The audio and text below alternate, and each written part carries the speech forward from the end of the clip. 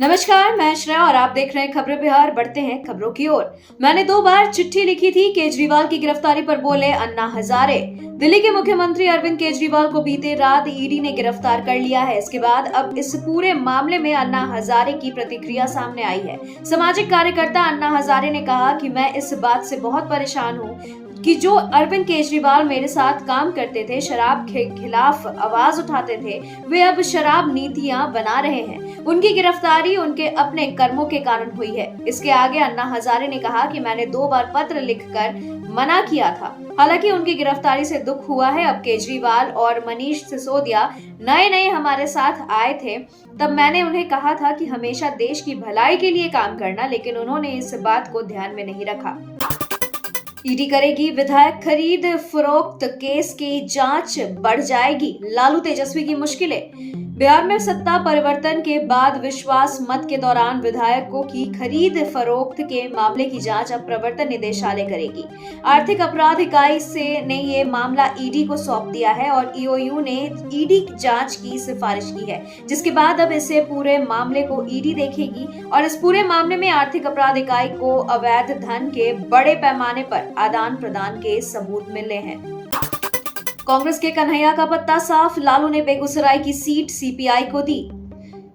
JNU छात्र संघ के पूर्व अध्यक्ष और कांग्रेस नेता कन्हैया कुमार का लोकसभा चुनाव में पत्ता साफ हो गया है। राहुल गांधी के करीबी माने जाने वाले कन्हैया कुमार के लिए कांग्रेस बेगूसराय सीट मांग रही थी। बेगूसराय की सीट मांग रही कांग्रेस को लालू प्रसाद यादव और तेजस्वी यादव ने करारा झटका दिया है। आपको बता दें कि राजद ने सीपीआई को बेगूसराय सीट दे दिया है और सीपीआई ने इस सीट से अपने उम्मीदवार के नाम का भी ऐलान कर दिया है।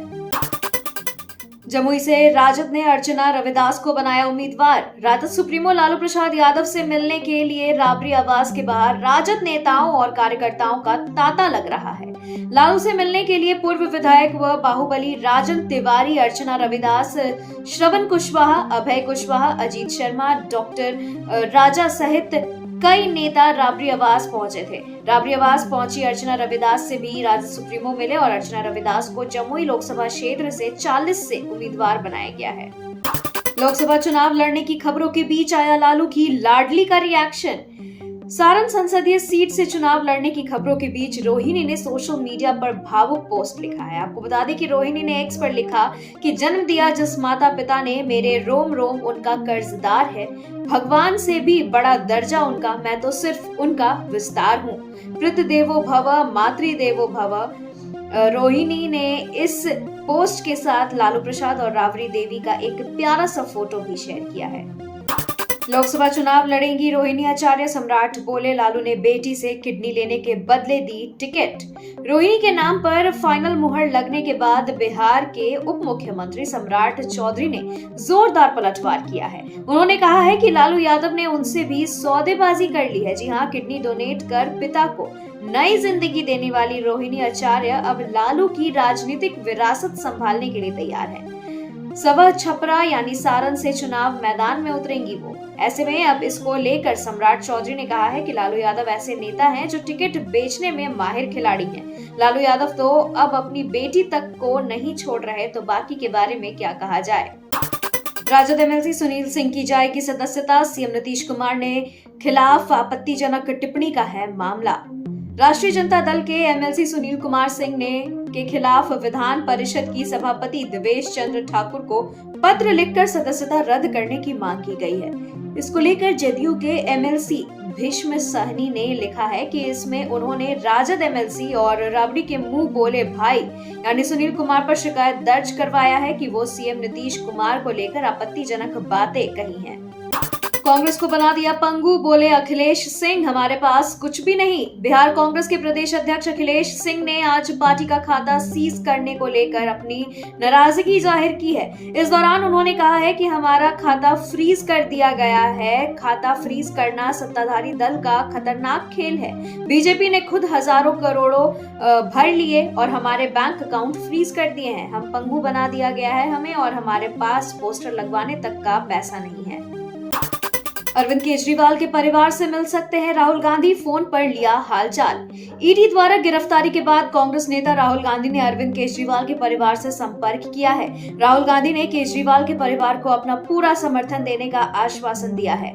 पार्टी सूत्रों के अनुसार राहुल गांधी आगे की कानूनी सहायता की पेशकश करने के लिए कल केजरीवाल या फिर उनके परिवार से मिलने की कोशिश करेंगे। कांग्रेस ने अरविंद केजरीवाल की गिरफ्तारी के बाद केंद्र सरकार पर तीखा प्रहार किया है। दावा किया है कि एक डरा हुआ तानाशाह मरा हुआ लोकतंत्र चाहता है। अंबा प्रसाद के पिता पूर्व मंत्री योगेंद्र साव को बड़ा झटका, हाई कोर्ट ने याचिका खारिज की। पूर्व मंत्री और कांग्रेस नेता योगेंद्र साव को झारखंड हाई कोर्ट से बड़ी झटका लगी है। आपको बता दें कि झारखंड हाई कोर्ट की डबल बेंच ने योगेंद्र साव की उस याचिका को खारिज कर दिया है जिसमें उन्होंने एनटीपीसी भूमि अधिग्रहण केस में रांची की सिविल कोर्ट से दी गई सजा को रद्द करने की मांग हाई कोर्ट से की थी। हाई कोर्ट से याचिका खारिज होने के बाद उनके चुनाव लड़ने पर भी रोक लगा दिया गया है और योगेंद्र प्रसाद कांग्रेस विधायक अंबा प्रसाद के पिता हैं। राबड़ी आवास के बाहर लालू के करीबी सुरेंद्र यादव का भारी विरोध, कार्यकर्ताओं ने जमकर नारेबाजी की। बिहार सरकार के पूर्व मंत्री और आरजेडी विधायक सुरेंद्र यादव का राबड़ी आवास के बाहर भारी विरोध हुआ है। आरजेडी की तरफ से सुरेंद्र यादव को जहानाबाद से लोकसभा का टिकट दिए जाने को लेकर कार्यकर्ताओं ने नाराजगी जताई है और उनके खिलाफ जमकर नारेबाजी की है। दरअसल आरजेडी ने जहानाबाद लोकसभा सीट से पूर्व मंत्री और विधायक सुरेंद्र यादव को अपना उम्मीदवार बनाया है। हालांकि उनकी उम्मीदवारी की घोषणा नहीं की गई है। कहा जा रहा है कि लालू प्रसाद ने सुरेंद्र यादव को पार्टी का सिंबल सौंप दिया है। महागठबंधन का हिस्सा बनेंगे पारस, कांग्रेस नेता को हर दिन कर रहे फोन, लालू राहुल करेंगे अंतिम फैसला। पूर्व केंद्रीय मंत्री पशुपति कुमार पारस की बात महागठबंधन से बन गई है। पशुपति पारस ने कांग्रेस नेताओं से फोन पर बातचीत की है। उसके बाद यह माना जा रहा है कि पारस जल्द ही महागठबंधन का हिस्सा बन सकते हैं। इसको लेकर महागठबंधन के आला नेता को सूचना दे दी गई है। इसके बाद अब बस माकुल समय का इंतजार किया जा रहा है। दरअसल आपको बता दें कि बिहार कांग्रेस के प्रदेश अध्यक्ष अखिलेश प्रसाद सिंह के तरफ से सदाकत आश्रम में एक प्रेस वार्ता की गई। इस दौरान जब उनसे पत्रकारों ने सवाल किया कि क्या पशुपति पारस महागठबंधन का हिस्सा बनेंगे। यूट्यूबर एल्विश यादव को कोर्ट से बड़ी राहत, सांप का जहर सप्लाई करने के मामले में मिली बेल। रेव पार्टी में सांप का जहर सप्लाई करने के मामले में बीते 17 मार्च को अरेस्ट यूट्यूबर एल्विश यादव को कोर्ट से बड़ी राहत मिली है। कोर्ट ने गिरफ्तारी के 5 दिन बाद एल्विश यादव को जमानत दे दी है। एल्विश यादव की पहली जमानत याचिका पर सुनवाई नहीं हो सकी थी, लेकिन कोर्ट ने उनकी दूसरी जमानत याचिका पर सुनवाई करते हुए आखिरकार बेल दे दिया है। एल्विश पर ड्रग्स फाइनेंस करने के भी आरोप लगे हैं। नोएडा पुलिस ने गिरफ्तारी के बाद एल्विश यादव को कोर्ट में पेश किया था, जहां से कोर्ट ने उन्हें 14 दिन की न्यायिक हिरासत में जेल भेज दिया था, जिसके बाद एल्विश ने जमानत की अर्जी कोर्ट में लगाई थी। पटनायक से नहीं बनी बीजेपी की बात, उड़ीसा में अकेले चुनाव लड़ेगी भारतीय जनता पार्टी। उड़ीसा में लोकसभा चुनाव में सीटों के बंटवारे को लेकर बीजेपी और नवीन पटनायक की पार्टी बीजू जनता दल के बीच बात नहीं बनी, जिसके बाद बीजेपी ने उड़ीसा में अकेले चुनाव लड़ने का फैसला लिया है। उड़ीसा बीजेपी ने ऐलान किया कि भारतीय जनता पार्टी उड़ीसा के 21 लोकसभा सीटों और विधानसभा की 147 सीटों पर अकेले चुनाव लड़ेगी। दरअसल उड़ीसा में होने वाले लोकसभा चुनाव और विधानसभा चुनाव में गठबंधन को लेकर बीजेपी और उड़ीसा के मुख्यमंत्री नवीन पटनायक की पार्टी बीजेडी के बीच लंबे समय से बातचीत चल रही थी। अरविंद केजरीवाल को मुख्यमंत्री पद से हटाने की मांग, हाई कोर्ट में जनहित याचिका दायर। दिल्ली के कथित शराब घोटाले में मनी लॉन्ड्रिंग केस की जांच कर रही ईडी ने गुरुवार की देर रात मुख्यमंत्री अरविंद केजरीवाल को गिरफ्तार कर लिया था। केजरीवाल को गिरफ्तार करने के बाद ईडी ने उन्हें दिल्ली के राउज एवेन्यू कोर्ट में पेश किया है। राउज एवेन्यू कोर्ट में पेशी के बीच दिल्ली हाई कोर्ट में एक जनहित याचिका दायर कर अरविंद केजरीवाल को मुख्यमंत्री पद से हटाने की मांग की गई है। दिल्ली हाई कोर्ट में सुजीत सिंह यादव नाम के शख्स ने केजरीवाल को सीएम पद से हटाने की मांग करते हुए यह जनहित याचिका दाखिल की है। लोकसभा चुनाव 2024 में बीजेपी की चौथी लिस्ट जारी, सूची में 15 उम्मीदवारों के नाम। लोकसभा चुनाव को लेकर बीजेपी ने उम्मीदवारों की चौथी लिस्ट जारी कर दी है। इस लिस्ट में कुल 15 उम्मीदवारों के नाम का ऐलान किया गया है। 15 उम्मीदवारों में पुडुचेरी के लिए एक उम्मीदवार के नाम की घोषणा की गई है, जबकि तमिलनाडु के लिए 14 उम्मीदवारों के नामों का ऐलान किया गया है। आपको बता दें कि लोकसभा चुनाव को लेकर बीजेपी अब तक 4 लिस्ट जारी कर चुकी है। पहली लिस्ट में 195, दूसरी लिस्ट में 72 उम्मीदवारों के नामों का ऐलान किया गया था, जबकि तीसरी लिस्ट में 9 उम्मीदवारों के नाम शामिल थे और अब बीजेपी की तरफ से चौथी लिस्ट जारी कर दी गई है, जिसमें कुल 15 उम्मीदवारों के नाम शामिल हैं। गवर्नर ने के पाठक के आदेश पर उठाया गंभीर सवाल, कहा बच्चों के नाम काटने से नहीं होता समस्या का हल। अपर मुख्य सचिव के पाठक के सख्त निर्देश के बाद बिहार के शिक्षा विभाग ने स्कूली छात्रों पर बड़ी कार्रवाई हो रही है। आपको बता दें कि सरकारी विद्यालयों में 3 दिन से अधिक अनुपस्थित रहे विद्यार्थियों के नाम काट दिए गए हैं। इसके बाद इस मामले में बिहार के राज्यपाल राजनाथ अर्लेकर ने बिना नाम लिए शिक्षा विभाग के अपर मुख्य सचिव पर तख्त टिप्पणी की है। बिहार के राज्यपाल ने भागलपुर में TMBU के सीनेट की बैठक में लोगों को संबोधित करते हुए कहा कि बिहार में बिना किसी ठोस वजह के 3 दिन स्कूल नहीं आने वाले स्टूडेंट का नाम काट दिए गए। केजरीवाल की गिरफ्तारी पर लालू तेजस्वी और कांग्रेस ने बीजेपी को दी बड़ी चेतावनी, कहा देखेंगे जेल में कितनी है जगह। दिल्ली के मुख्यमंत्री अरविंद केजरीवाल को ईडी ने आबकारी नीति से जुड़े धन शोधन मामले में गुरुवार रात गिरफ्तार कर लिया। केजरीवाल की गिरफ्तारी को लेकर जमकर राजनीतिक बयानबाजी हो रही है। ऐसे में राजद सुप्रीमो लालू यादव की ओर से सोशल मीडिया एक्स पर पोस्ट शेयर कर लिखा गया कि हार के डर में गिरफ्तार ये लाचार मोदी सरकार लोकतंत्र को तार तार करती आई है और करती रहेगी। इनका जाना एकदम तय है, इसलिए इनमें इतना भय है। वहीं बिहार के पूर्व डिप्टी सीएम और राजद नेता तेजस्वी यादव की ओर से भी केजरीवाल की गिरफ्तारी को लेकर पोस्ट किया गया है। तेज रफ्तार का कहर, बालू लदे ट्रक ने 6 लोगों को रौंदा, बाइक सवार 3 लोग की मौत। बिहार में सड़क हादसे के मामले में लगातार इजाफा देखने को मिल रहा है। राज्य के अंदर शायद ही कोई ऐसा दिन गुजरता हो जिस दिन सड़क हादसे की वजह से लोगों की जान नहीं जाती हो। इसी कड़ी में अब एक ताजा मामला आरा से निकलकर सामने आ रहा है, जहां एक बेकाबू ट्रक ने 6 लोगों को रौंद डाला है। इस घटना में 3 लोगों की मौत हो गई है और 3 लोग गंभीर रूप से घायल बताए जा रहे हैं। मिली जानकारी के अनुसार आरा में बालू लदे बेकाबू ट्रक ने 2 बाइकों को रौंद दिया है, जिसमें मोटरसाइकिलों पर सवार 3 लोगों की मौके पर ही मौत हो गई। सीतापुर जेल में आजम से मिले अखिलेश, बोले उनके साथ अन्याय कर रही भाजपा, समय बदलेगा न्याय मिलेगा।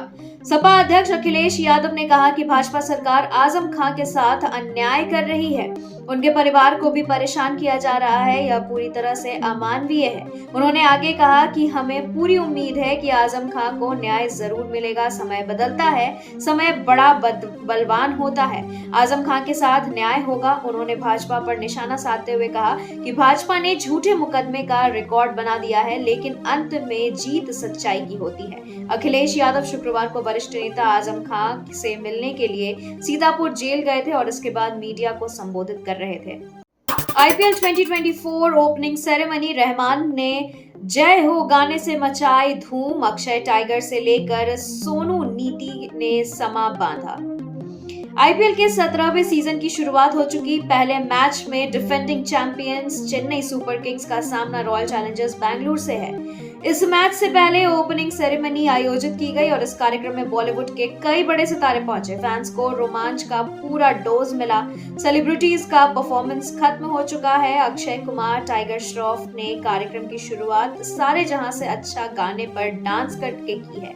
इसके बाद दोनों ने व्यक्तिगत परफॉर्मेंस दिए और फिर सोनू निगम ने अपने गाने से समा बांधा। इसके बाद AR रहमान ने अपनी आवाज से दर्शकों का दिल जीत लिया और इसमें तड़का तब लगा जब नीति मोहन, मोहित चौहान भी गाने के लिए आए और रहमान ने जय हो गाने पर परफॉर्म कर कार्यक्रम का अंत किया। IPL 2024 के मौजूदा 10 कप्तानों में से 9 ने कभी नहीं जीता खिताब। श्रेयस सबसे अनुभवी, 3 करेंगे डेब्यू। IPL 2024 कई मायनों में दिलचस्प होता जा रहा है। 17वां सीजन शुरू होने से ठीक पहले चेन्नई सुपर किंग्स के कप्तान महेंद्र सिंह धोनी ने अपना पद ऋतुराज गायकवाड़ को सौंप दिया है। इस सत्र अब ऋतुराज CSK की कप्तानी संभालेंगे और इसी के साथ पुराने कप्तानों का एक युग समाप्त हो गया है। आपको बता दें कि ऐसा पहली बार होगा जब विराट कोहली, रोहित शर्मा और धोनी तीनों एक साथ टीम की कमान नहीं संभालते दिखेंगे। इस सीजन के लिए 10 टीमों के 10 कप्तानों में से 9 ऐसे हैं जिन्हें अपनी कप्तानी में IPL खिताब जीतने हैं। सिर्फ हार्दिक पांड्या ने ही 2022 में गुजरात टाइटंस के कप्तान रहते हुए खिताब जीता था। बाकियों ने बतौर खिलाड़ी रहते हुए जरूर ट्रॉफी जीती है, लेकिन कप्तान रहते हुए कभी नहीं। सावरकर यमुनाबाई की प्रेम कथा बहुत अनोखी, रणदीप हुड्डा के निर्देशन में दिखी अलग बात।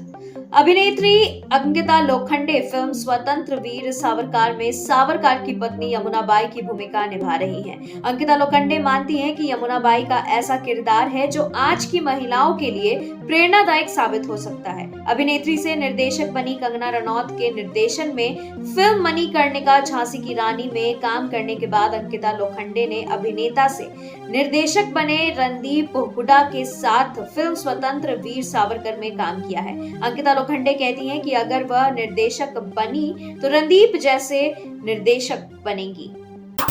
25 साल बाद नई फिल्म के लिए साथ आए ए.आर. रहमान और प्रभुदेवा जारी किया ARR PD6 का पहला पोस्टर। ऑस्कर विजेता संगीतकार ए.आर. रहमान और सर्वश्रेष्ठ कोरियोग्राफर व फिल्म निर्माता प्रभुदेवा आखिरकार 25 साल बाद एक बार फिर से साथ में आए हैं। दोनों एक नई फिल्म के लिए फिर से साथ आने के लिए तैयार हैं और दोनों ने यह खुशखबरी अपने सोशल मीडिया हैंडल पर फैंस के साथ साझा की है। उन्होंने 25 साल बाद नए प्रोजेक्ट के साथ हाथ मिलाया है अपना, जिसका अस्थायी रूप से नाम ARR PD6 रखा गया है।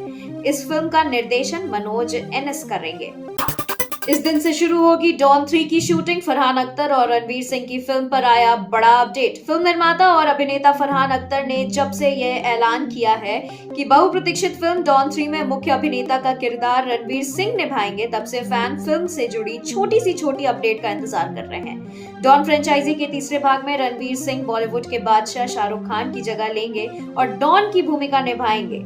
वहीं अब फिल्म की शूटिंग से जुड़ा बड़ा अपडेट सामने आया है। कहा जा रहा है कि फिल्म के निर्माता इसकी शूटिंग करने के लिए उत्साहित हैं और उन्होंने यह तय कर लिया है कि वे कब फिल्म की शूटिंग शुरू करेंगे।